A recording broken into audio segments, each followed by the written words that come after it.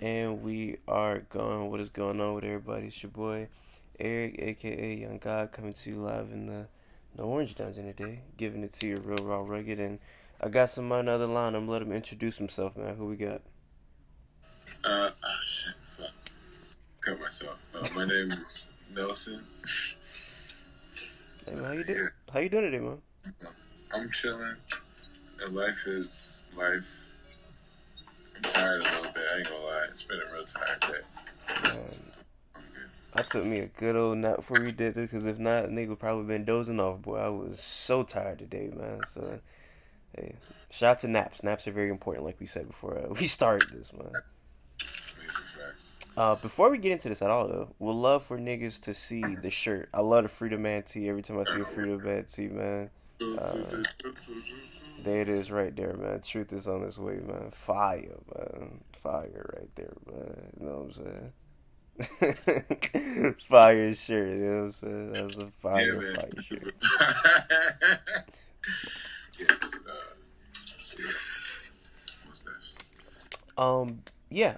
Tell the people a little bit what you do before we dive deep into this, man. I'm a artist of many disciplines. My main mode of media is music.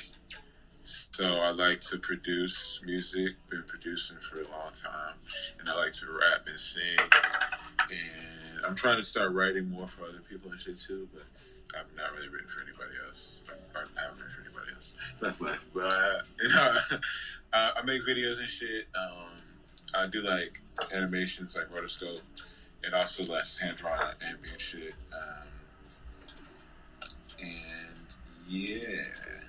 I think that's most of my life in a nutshell. I mean, I don't know. Let's I'm a rewind. philosopher too, but that's not really real though. You said you do what? I'm a philosopher too, but that's not really real. We'll get into a little bit of that. You know, I like philosophy, so we'll get a little bit into while we're doing this interview. Respect. But let's rewind a little bit on how I found you. All right. So this came about maybe 2019, I think it was. Um, I was going to watch the show Random Acts of Flyness, right? Classics. And the way that this is such a crazy thing. The way that I found this show was somebody told me about it, but it was a very like negative way they told me about it. So I'm thinking I'm going there and be like, man, I'm finna hate this show. I ain't gonna like this show. Bro, I watched the whole show in one sitting. I mean, I watched the whole season in one sitting because one, Really? this show is the most different show I think I've ever seen in my life because I've seen pro black shows, shows with pro black messages, but nigga, this was a little different. Like I'm like, nigga, how this got past some white people at HB? I don't know how niggas watched this and was like, all right, we gonna put this on TV. Cause I'm like, bro, this is crazy. And watching the first episode, I'm already just enthralled. And then I see niggas in the woods, and then I see somebody singing, and then it's you coming out singing, and I'm like, yo, I don't know who this is, but I gotta look this thing up. And then I started listening to your music and just seeing how experimental you were and just a lot of crazy ideas that you were trying. And I was like, yo, this guy is insane. Then I seen you wrote a little bit on the show. Then I seen you did other stuff. I'm like, yo, I just got to interview this nigga. So that's how we're here today. And I just think that you are a very interesting human, man. I had to come and have a conversation with you, man. Nerd. I appreciate that, man. I just want to start with your with that scene of you singing in the woods at the kind of end of the show. Um, I was trying to figure out a way to define your voice, listening to your music, and I wrote down on my phone as I was like writing down little notes, whatever. I said this nigga got a Sunday's best ass voice because you got such a gospel voice, and it sound like because I grew up listening to a lot of gospel church music, and I feel that. Same. that's what your voice sounds like. So I was curious if that was an I mean, influence, and it's it sounded that. like I it. mean, it's that. It's not. It's not. It's like I learned to sing in church. I did some opera shit and some jazz shit in school, but like I learned to sing in church. You know what I'm saying? That make a lot of sense, man. And I feel like the interesting thing about you, a lot of people that sing in church, they do a lot of conventional singing. I think it's weird because I think it's interesting because you sing in that gospel way in different type of ways, if that makes any sense. You know what I'm saying? So like you will take a gospel voice and make a folk song, for example. You know what I'm saying? I've never really heard too many people do that. So I'm curious, I think like, that's like my school. You know what I'm saying? yeah, It's like they taught. You know what I'm saying? I was raised on my voice was gospel voice, but like I went to music school for a little while for voice. So like I really got into like experimental shit and like microtonal shit, especially like talking to John and shit. But like, and so yeah, I try to do different shit with it, which I appreciate you observing. no, I really do because it's just like I said, it's interesting because I've really been looking at what you've been doing from the Norvis Jr. and then to the Nelson Mandela, and I was curious, like, was that a like why the switch with the names? Like, was it a rebrand or what was that? Nah, cause well, yeah, it was a rebrand, but it wasn't like a rebrand, so to speak. It was more like getting rid of emotional attachments Mm. in order to like embrace myself as the artist that I desire to be. Because Norvis Jr. was a name that was built out of an unhealthy association, Mm. and so I was just like, I don't have that unhealthy association anymore, and I also didn't want to perpetuate it through the music either. You know what I'm saying? So I felt then just building beneath, growing, continuing to grow beneath the moniker that helped to represent me in a way that I just felt more aligned with. Well, it's interesting because I've noticed differences in between Norvis Jr. and Nelson Mandela music. I feel What like you know, I feel like Nelson Mandela takes a lot of chances. I feel like that nigga just don't care. Like that nigga be like, all right, this I don't know if this finna hit, but I'm gonna try it. I feel like Norvis Jr. did a lot of experimentation, but I feel like Nelson Mandela just doesn't care. He's like, I'm gonna try this. Is that right? work. I mean, to a certain extent, I feel like that is, in a certain way, that is kind of like what I think is going on in my mind as a human being, because like I'm not as Nelson Mandela, I'm not reflecting on is this thing. You know what I'm saying? Mm. Because like as the name for Norris Jr. because it was my dad's name and he did music a little bit, and I just wanted to like I was pissed off at my dad and was like I want to be better than you with your name. So it's like I didn't want to do that no more because it's like I love my dad and I want to have a relationship with him. You know what I'm saying? So and understanding that also though I was when I was Norris Jr. a lot of times when I was making music, a lot of it was how do I just do this thing that's gonna make the beat slap? You know what I'm saying? But then when it was starting to make music that ended up being Nelson Mandela music, or has been since I've been Nelson Mandela, more of it has been either I have made some conceptual music as a result of like some of this time, realizing that my name was conceptual and like what that concept was doing to me. I then just had like conversations about conceptual music, and I think as an artist who's trying to make impact, it's important to make concept albums. And as I was becoming aware of that, I have taken more chances in making concept albums because I feel like they're oddly difficult because they take a reckless abandon for like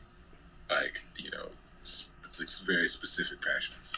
I feel like concepts that seem to be like a pretty important thing for you because even the concept for Norvis Jr. was kind of like I'm gonna be better than my daddy or whatnot. So Mm-hmm. like that coming from like kind of a negative place and now you're in a better place with your father. Like you said, you love your daddy or whatever. Yeah. Is it kind of hard to go back and listen to some of that music because you knew it came from a negative place, or you kind of just put that Yeah. like to the side? I put that to the side. I'm like, I love that shit. Mm. You know what I'm saying? It's like, it's on me. I mean, I don't feel like. The thing is that I did love myself and I did love the music and I love my pop even then. But it was just like a weird, like, it was just like angsty. You know what I'm saying? And it's like, and I can be angsty and show angst in the music, but not be angst. And I don't have to be angsty. Yeah. You know what I'm saying? So I was like, realizing that was kind of happening in certain ways. And I was just, that was, excuse me, a pattern I was like noticing I engaged in certain ways. I was just trying to be like, no, I'm not with that shit anymore. And it's crazy because even though you kind of abandoned that or whatnot, Mm-hmm. I wanna kind of dive deep into some of my favorite songs as you with as Norvis Jr. Man, because bro, So I would love that. you was in your bag, bro. You was in your bag, bro. So One of my favorite songs. It's not my favorite, but my one of my favorites, probably top three. Down for Love, and even the acapella for Down for Which Love. one is that? That's I can play it for you. Oh, right, yeah, that's one. That one right there, because like I said, Hard song to listen to. it's hard for you to listen to. What's up? Yeah, in a weird way. I'm probably gonna cry over this shit right now. But so this one, so niggas are, I mean, men are horrible creatures. Yeah. In particular, like masculine entities, we like to buck up to champion things in different ways. And there's this dude who I know has raped people, and he used the lyrics from the hook for that song to on Facebook as a quote on some shit like, "Yo, this is my life," and people are like, "No, the fuck it's not." And so, yeah, that really disturbed me. Just that moment. It kept me from like putting out music for a little while in my mind. I was like, I don't want people to use my lyrics for harm. You know what I'm saying? That's crazy. I was not expecting that. That's crazy. Was this like a local nigga or just something like that was out of like your region? Out of my region. But like, I can cross paths with him. And I'm trying to learn. I was like, I'm different. But at the same time, though, you know, I never really addressed it publicly because like I didn't know how much of. He's not someone who people know like that. You know what I'm saying? Yeah. He's just a nigga who I know. I happen to know he's in my life, and so it's just like a thing that I internally have to deal with a lot.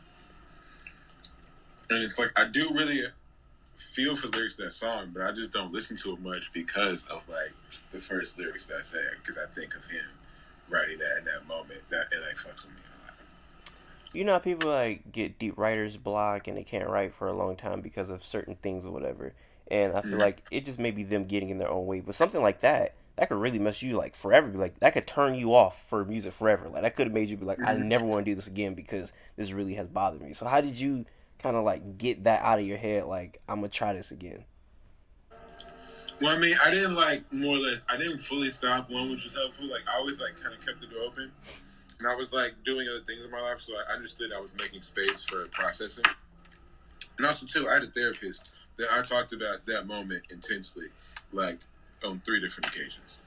So, like, I advocate for therapy in any form that you can get it, and also therapy in terms of like having holistic conversations with your homies, or at least a homie, so that they can bounce the shit off you and at least just listen, if nothing else, so you can get the shit out of just your head. I advocate for therapy so much, even though I don't go. I'm a psychology major, so I kind of really know like why you need therapy and why you need to like kind of deal with your psycho and whatnot. So I think that's cool that you go to psychology. I mean not go to psychology, but you go to therapy.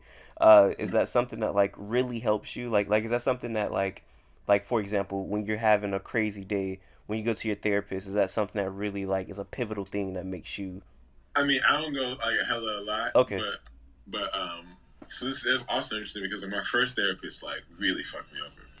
Right, it was like a horrible situation, and he was like trying to do some weird shit where he was basically trying to get me to join like this like Christian work camp in Europe, where it was like you go there, if you can get there, then like they'll house you for free, and you just like work. And I was like, what the fuck are you trying to do, bro? Why is this your resolution to me? So that was horrible. Niggas gonna put you in slavery or something like over that, bro. Basically, they were trying to use that to use the therapy as a way to like kidnap niggas. So you got to be careful. That's why I think also you do need like someone you can bounce ideas off of. Because I was like art school at that point in time, and I was like telling my art school homies like, "This is who my therapist is." And I had one particular homie who was like, "This person sounds shitty. Like you don't need to go back to this person." Yeah. And I was like, I would be like, I don't know, bro. Like, but then eventually I listened to him and we just like started tagging the spot up and I stopped going. That's good, man. That's good, man. That's Yeah. good.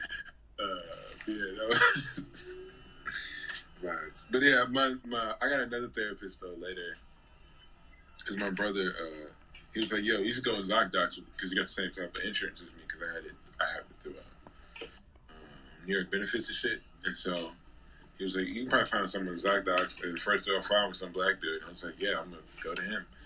And so fortunately, with the plan I had, it was free, and I was able to go for like almost half a year. Like I went for like a good like 12 sessions, like 12 or 16 sessions.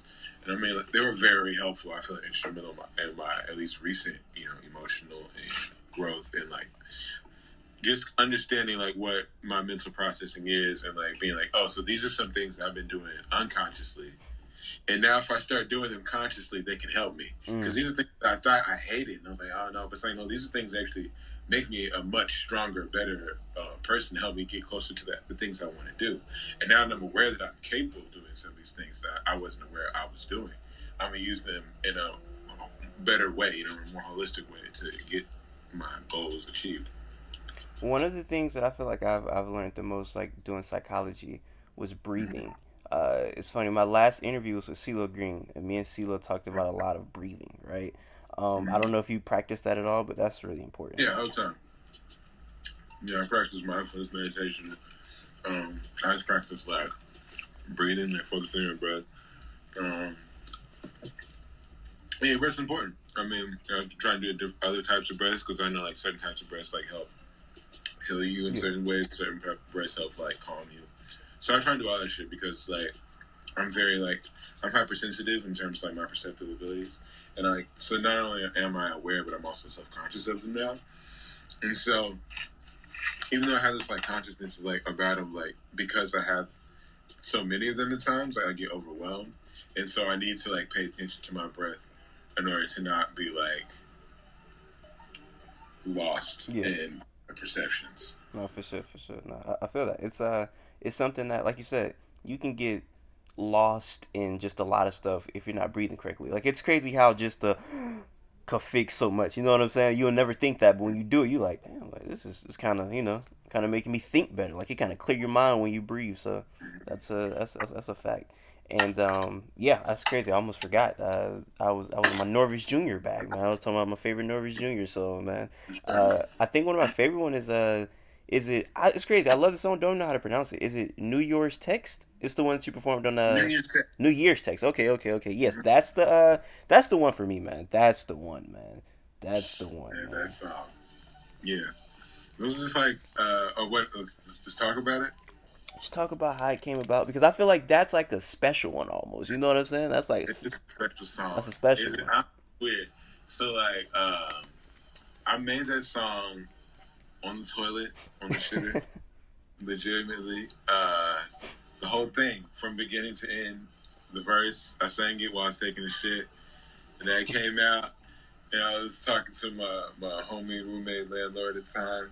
I was like, "Yo, James, I made this beat while I was just taking a shit." And I made this whole song. I was like, "What you think about it?" I think it's dope. He's like, "Listen to it." He's like, "Yo, that shit, that's where it goes." And yeah, it's about just this year where I just like texted a whole lot of people who were like, I thought really like made my year. Like, yo, thank y'all. Like, you really, my life makes sense now.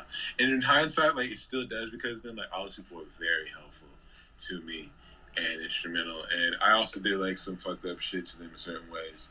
Some people I didn't do nothing fucked up. But a lot of the people who like I wrote those New Year's texts to were like just starting to like ghost me in life at that time. So I was like, yo, I was like really on some heartfelt shit, and all y'all motherfuckers just like, what is going on? You know? And like I said, for most of those people, like, it was like, I don't know what the fuck was going on. So some of them I still don't know what the fuck going on because I don't know where the fuck they are, right? But, some of them I do know, and it was just like, they thought I did some shit that I didn't do at all. And they're like, oh, okay, yeah. But that, I still don't, I keep moving. And the other people, I actually did do some fucked up shit. That's the worst though. When you didn't do anything bad, and you were like, like I remember, I did something crazy for somebody's birthday. My birthday came, nigga.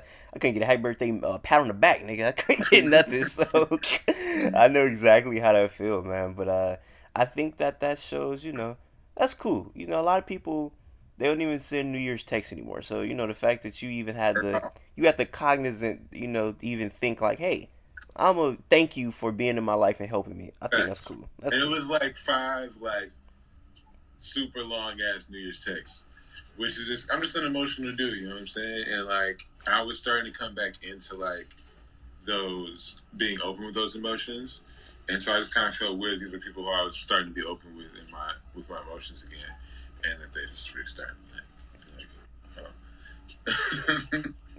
But that's life though, you know what I'm saying? Like, because also Yeah. people for reasons, and the fact that they help me open up is the more important thing than like me wanting them to be around. Because like in certain ways, like in all those people's lives, I was not helping them be what they needed to be, and they were helping me be what I needed to be too. You know what I'm saying? No, that's fire, and a fire song was made from it.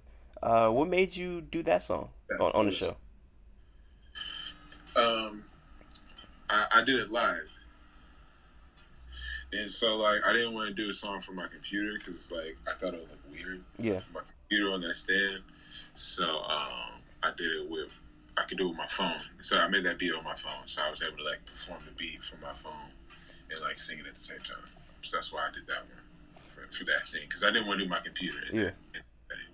Not, and it was crazy because I'm always talking about how I feel like R&B, just the genre of R&B, just the genre of singing in general. People can't sing anymore. They kind of rely on computers and things like that. So for me to look at the show in the show is like just about blackness and just to see like black people kind of in like a natural state of like in the woods singing like very good soul. I'm like, yo, this is powerful. So that was something that really struck me. And something interesting else I took from that show, I was looking up something, and you have writing credits on my favorite episode, which is number 3, if I'm not mistaken. That was the episode where that I was thought I was one of the first two. What's even on episode three? What's going to talk to me? episode 3 is the one where they're talking about guns a lot. They're talking about guns, the Afro skit. What else is on there? So I just did music in that episode. I didn't really do Any writing on there? much writing on that one. Nah. Was your music in there, or what type of music was in there? I know, like I did like some score. Like I helped Mm. score some of the episodes, and then also like more music in some of the episodes too. Like I got like some tunes um, in Did you there. did you do any writing for the show?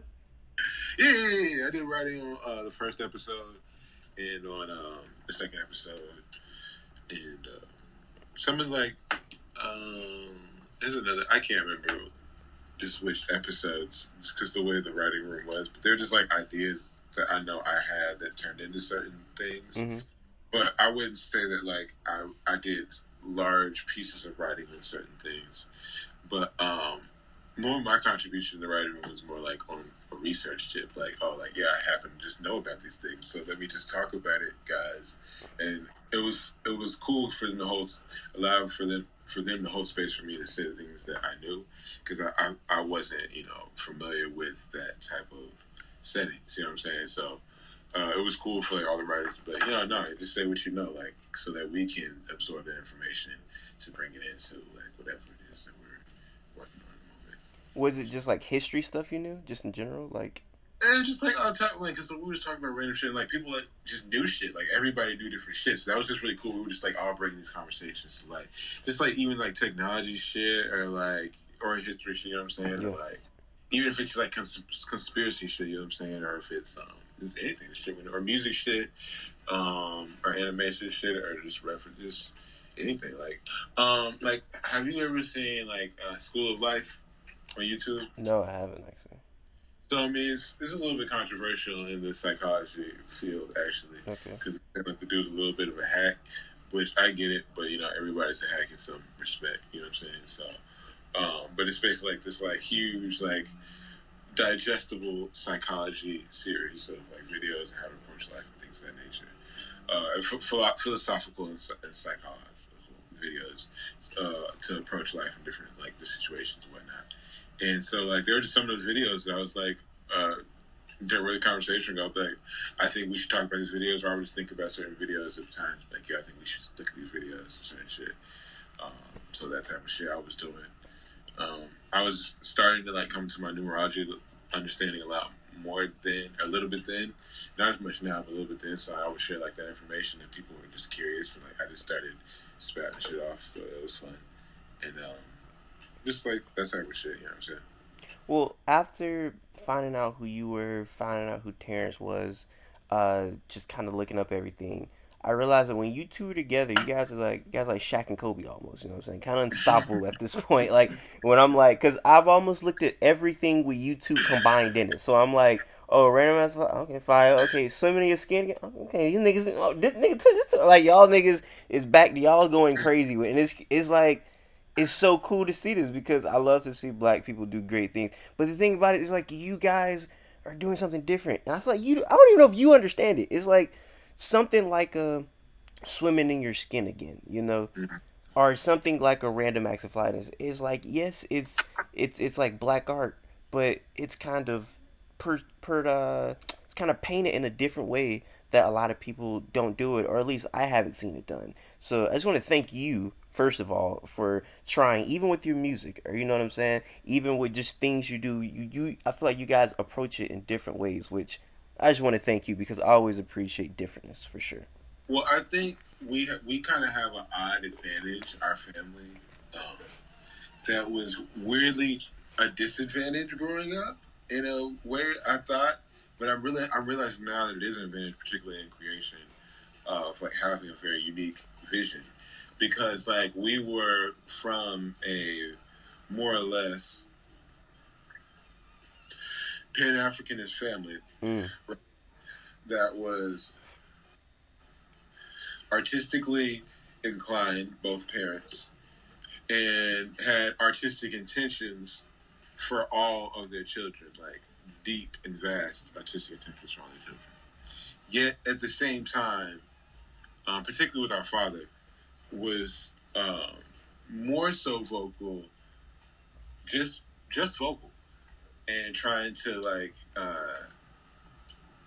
suggest or should I more so like demand a career path or something that's more reasonable, like an engineer or Yeah. like. But at the same time, he's the one who like trying to get us to play different instruments and shit. Taking shows, like, listen to this nigga, this is how you play. Like, huh? Be like, be it. So it's kind of interesting. I get it, but also it's like he himself was confused. You know what I'm saying? So it's like, so with this situation, like what that set up for us. Third element, I forgot to bring into the fray, is that we're also like not really living like our like living situation was never really like in a black community Mm. though. Like we live like in like a black community. We live like in a multicultural Hispanic, white, little bit of black people community. One when I was first born in this first house I was in. We were actually in an all black community when I was like first born, and I think about it, but I was like up until I was a year and a half. And that house was actually in a community that was like one of the first gentrifying neighborhoods in Dallas, right? So they would literally get tearing down buildings and shit. And I seen a picture my dad showed me once where it was literally just our house and another house down the street, and they tore down a whole bunch of other buildings. Right? So like that was like the black neighborhood that we grew up in, and then we Yeah. moved to like a multicultural neighborhood, and then we moved to basically a white neighborhood. You know what I'm saying? But we're still a Pan African family that was going to church and shit like that, and around black people, but not living with black people. So it's like I think we have this way of, for lack of a better nature, like we're able to see things from a very outside view because we have everything. We've been through like a lot of lenses in our space, like subconscious. Like we weren't like it wasn't like our decision to go through these things. Like you know what I'm saying. Like we were taking the third eye conference and we were learning about Egypt and West Africa and shit. You know what I'm saying. It's like we were like, yo, you got to go to this shit. And, so, and even if they don't agree with that shit so entirely, that's where their friend group is. Or, you know what I'm saying. So they want to be there, but we learned this shit. And then like we also learn like how to navigate these white spaces because we live in a white neighborhood. But we also learn how to like go to like white schools and shit. You know what I'm saying? But we also learn how to navigate black people because like we go to black churches and you know what I'm saying. So it's like an interesting, very unique set of circumstances that have created a very unique view for our our creations that I'm very appreciative of. When I was younger, I was kind of pissed off in certain ways, like, yo, why I gotta go to church, why I gotta fucking go to this third eye conference and shit. Like, why do I have to like go to these like black arts like Yeah. camp and like do like community service and shit all the time? But it's like it subconsciously informs a level of like process that now I rely on heavily. I think that's interesting because a lot of people that grew up in white communities end up being whitewashed. You know, a lot of black people, they end up, just, basically becoming a white person almost at a point. But I Mm-hmm. think it's interesting because, like you said, you grew up in a Pan Africanism Mm-hmm. family, going to conferences talking about black people. So, Mm-hmm. like, at a young age, I know you say sometimes you didn't want to do all that. Were you, like, what age were you say you start being cognizant of, like, yo, like, I'm black, and it's a little bit different than white people at these schools. Like, I can't really, be like these niggas because they come from a whole different sect. Even though you grew up with them, but at the other hand, you were still going to, these conferences talking about these, knowledgeable things. Like, when were you cognizant at the age, like, I can, like, vibe in basically two areas because I'm not totally on this white side, even though I go to school with these people all the time. Yeah. Uh, so like, when was the first time I realized that like I can't fully what Like, vibe like? it's, Wait, it's, say the question one more time. yeah, it's kind of okay. Basically, like I said, a lot of people that grew up in a lot of like white areas, they They think get that they're white. white. You know what I'm saying? Like, oh, I'm white. Like, when did you realize, like, I'm actually not one of these people? Like, this is like a little different. Oh, I mean, I realized that immediately once I was in that setting, because like, so my preschool was a Pan Africanist preschool, so like, I was taught like That exists. a 2, 3, yeah, That's year old. fire. You know what I'm saying? It's like more like 3, 4 year old. You know what I'm Yeah. saying? Like, my people are from Africa, and like like my family's my like great grandparents were slaves, and like so like, I knew that shit as like a 5 year old. Yeah. It's a little bit, you know what I'm saying? So then like when I was going to the white schools when I was 5, I like just kind of noticed a little bit that I was being treated differently, like immediately, because it's like I was taught about like these things. I knew what the fuck discrimination was, as like I said, like a 4 year old. So it's like I know I'm being discriminated against, and it's like even though I couldn't necessarily vocalize it, it fucked me up a little bit because it's like I knew what the fuck was going on. But that's like what I was saying. That's like one of those awarenesses where it was like I was very perceptive of this situation. I was utilizing it for myself and however I wanted or how I felt that I wanted, but I didn't realize I could utilize it in a way that helped me get to my goals more. But I was like, I was being bullied too. You know what I'm saying? It's like some shit was going on. Like, and it was also very clear. Like, I used to like pretend to be sick all the time. When I went to like my first white school, which was kindergarten. You know what I'm saying? So I literally went from preschool, which I was thinking this is great. This is school. You know what I'm saying? Like, and apparently even when I got older, apparently like I used to get in fights all the time in preschool from what they told me. But I don't remember none of that shit. I just remember loving this shit, loving all the people there. But it's like the few fights I got in with white school, I remember them shits like it was like all the damn time because of all the other shit around it, where it was with the adults really. You know what I'm saying? That was explicit racism. Yeah. Like, and I remember it was like some funny shit. Like I was excited. Like I say, I basically would get sick all the time, get sick, and at some point in kindergarten, I mean in first grade, my dad he kind of just was fine with it. He was like, all right, I get it. They hate you there, and we'll I'll let you, go home whenever I can get you when they Yeah. call me, because it was like that bad. Like, and there's this one ongoing thing where the principal of the school, because it was like the first through third grade was in one building and fourth through sixth in another. And so the fourth through sixth principal was the principal for a whole school, and first through was assistant principal, right? So one day she came over and she was like, "Yo, you broke the record for most attentions today." And then she kept coming over each day. Was like, "Yo, you breaking the record for the most attentions today." And I was like, the fuck does that mean to you? It's like a 6, 7 year old. Like, what the fuck are you telling me, white lady? Like, okay, congratulations. Like, you're punishing me for like knocking over a pencil box. Like, what the fuck is what is this doing? And I just started to be aware that okay, this woman's trying to antagonize me. She's trying to make me feel that I'm stupid. You know what I'm saying? They try to put me in like special ed and shit. But like I watched my mom fight, be like, "Yo, why would you want to put my student who has 100 always gets 100s, and also in the one subject that I'm great at, they try to put me like in special ed and math? Like, yeah, this nigga's a math genius. Like, are you seriously gonna say he needs to be in special ed and math? Yeah. Like, he doesn't ever bring home like what? So it was like I just like started seeing that, and yeah, so it was really early. Like, and as a result, like I think I just couldn't be down with being white because like I didn't. And it's also like I can't be whitewashed. Even like though I have friends that what I'm saying are like extreme light skin. I think the concept of whitewashing is even like an odd misconception because it's not really you're not really whitewashing yourself when you do. What you're basically doing is you're lapdogging yourself. You Mm. know what I'm saying? And it's like, and I can't do that. And there's a lot of places where people lapdog themselves. It's not just in racism, it's sexism. It's in there's a lot of ways that people um, help to be complicit in larger systems. And it's just like I couldn't be that because like one, I was just taught of justice such an early age. And because of my name, like people would try and put a certain level of responsibility on me.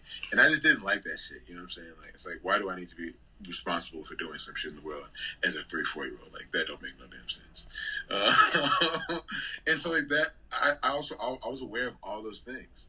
And so I think it did help to keep me from more or less lapdogging myself. So when I was in those situations with all these white people, I was like, oh, all you white people, all you white kids are ganging up on me in this one moment because you've seen how the principal teacher treats me because she's being an example of how to treat a black person. I'm like, nah, fuck that shit.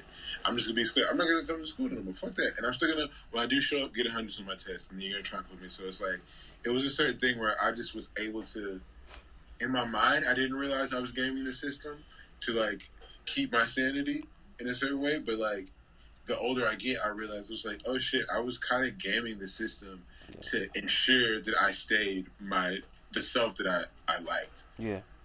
In those moments, in certain ways. In other ways, it definitely fucked me up more. But I don't know. Does that answer the question? I should No, have no, answered. no, no, no. That definitely answers. I mean, just going from like the white lady trying to, basically be like, "Hey, I'm a presser." You know what I'm saying? Like she trying Yeah, to, she trying to be yeah, master to a 6 year old. You feel me? fully, So, fully. That shit was weird. no, that's crazy. That's in Dallas. That was happening in Dallas. Yeah, that was in Dallas. That was what that was like. Yeah, that was in Dallas. That was technically in Richardson, but it was in Dallas, He was in Texas, basically. Texas. That's crazy. And I mean, like, was that something that like I guess the family had to experience? Like, was something like also Terrence had to experience growing up too? Like, or was that just like a kind of thing you had to deal with by I mean, yourself? there was a version of that all of my siblings dealt with when we went to those schools. Well, Interesting. it's like we basically went from like, well, because they were a little bit older, you know what I'm saying? Schools. So they went to like more like black schools, and then they went to like multicultural schools that were like very integrated, you know what I'm saying? And Yeah. then they went to like this white school. you Yeah. know what I'm saying? And then it was like, what the fuck is this? you know what I'm saying? For all of us, in some way. You know what I'm saying? And so, you know what I'm saying? We held to each other in ways that we could, but also we were siblings. So you know what I'm saying? Siblings are gonna be siblings and shit. But you know what I'm saying? We definitely looked out for each other too. I mean, I definitely remember many times, that they fucking like they held me down. Yeah. like, there was like this some weird gang shit going on that was like, we're gonna get these niggas. It's like, what the fuck? What is going on? I mean, that was not what was said, but that was definitely what was expressed. Cause it's Yeah. like one moment are all the white kids ganging up on my little brother. It's like, and there was like there's only one other black kid at it. You know what I'm saying? And he was like chilling at that point. You know what I'm saying? He's like, I'm not gonna get in this, right? You know what Yeah. I'm saying? Which I understand, bro. It's like I'm not trying to get beat up over me, who I don't know why they're even getting at me in the first place, bro. Because like I was also friends with him outside of school. Like I knew him before even going to that school. So it's like it was just weird, and Well, we all dealt with a level of that very deeply. shout out to siblings, man. They can always help. I'm the only child, so I never had brothers and sisters help me. I niggas had to thug it out by himself, man. So shout out to you for having that little help. And I guess kind of going back to the freaking sibling power, and you two going back to back crazy. I would love to talk about swimming in your skin again. I really enjoyed that watching that. And speaking of white people, I don't know if white people led me astray, but I'm getting two different conflicting messages. So I need you to confirm this for me. I have IMDb Pro, right? So it tells me who did everything in the movie or whatever. And on the movie, it says that, or on IMDb Pro, it says that you wrote the story for the movie. But then the credits, I don't think I've seen that. So I'm curious on, did you write the story? Did you not write the story? I was very confused reading that. I didn't like write the script about that. I wrote like an email that started what was like what my brother was thinking about when he wrote the script. That's like the story. You know what I'm Okay, saying? okay. Either way, fire movie. One of my favorite scenes, or no, my favorite scene is you singing in the house with the yellow on. You got the full, you was looking like goddamn a lemon squeeze. You feel me, man? With the all yellow on, and you was singing with the mic. Fire scene, man. That was a really fire scene. It was. It was kind of interesting. Like I don't know. Yeah, it was good. It was an interesting day. I was. I don't know. I'm not great with being talent on set, so I was like, I wasn't an asshole that day. I wasn't really an asshole, really like full asshole any day, but like I was just, I get tired being on set because I had worked as a PA for like a lot of years and even done like some directing work on like some music videos and shit, and even this other shit like assistant stuff, like assistant Yeah. cameras, some videos and shit. So it's like I like doing that shit. I like keep my hands busy. So I was just like weird. I felt weird just being idle for a long time. So like when it was like all right, and perform, it was kind of weird for it was hard for me to do that. So what they ended up doing in the take is like a cut of multiple takes put together, which was kind of odd a little bit to me. It's like two takes that are spliced together. But yeah, that was kind of it was just difficult for me to perform in that nature. I felt Was it just because it was just because you were so idle for a long time? yeah. And also like I'm not. I used to be in talent. Like I used to when I was a kid. Like I heard that shit. You know what I'm saying? Native Americans don't like to have their photograph taken because they feel like a portion of their soul is being taken away. Yeah. Um, and I was like, yeah, we got some Choctaw in our family, so that's me. So I used to run with that shit. And be like, I don't like to be on camera. Great situation at all. So I definitely stood in with that a little bit. And on top of that too, Have you think you got it better with that sense, or you still like that? I've definitely gotten better with it in some sense. Yes, but I have not tried it in the vernacular of like film language. You know what I'm saying? Because it's been a lot more like self discovery Yeah. in how I've been getting more comfortable with it. So that's like a very different language of interacting with the camera than like someone else taking an image, a picture of me, picture of me. I think I found a little like Easter egg or something that I noticed. Maybe I'm wrong. I want you to confirm this for me. When you're in, when like like I remember the little kids and the black lady, they were in the forest, right? Remember that scene? Was that the same forest you sung in on Random Acts of Flyness? Or is that two Yeah, different I mean forests? that. Okay, so I didn't even know if it was still in it. So originally that was from it. Like that's from the scene from Random Acts of Fridays is from Tommy and Skinny. It's a scene out there. It's like it's just a chop out of there. Actually, there's a few things from Random Acts of Fridays that are just basically licensed from other works. Mm. So like in the first episode too, um, Rita the Reaper, Everybody Yeah, Dies. crazy scene, crazy. Love that.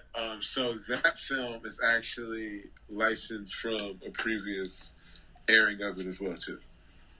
Really. It's like some other things like the Jerron Braxton animations, which is fire. Yeah, so are part of a short film that he made too called The Boxer. So it's a little bit of a mixture too. You know what I'm saying? That's hard, man. Like I said, just digging into your work. It's very interesting, very compelling. Like I'm still trying to peel back layers, trying to figure out what's going on, and I enjoy doing that, man. You know what I'm saying? I've interviewed multiple people that have been like, "Yo, man, I really rock with Terrence and Nelson, man. Them boys, they fire." Pink Seafood shouted you out. Who else shouted you out in my interview? It's been a couple people that done brought y'all name up that said they rock with y'all boys. So I thought that was really cool. So yeah, man, you got people like that rocking with you.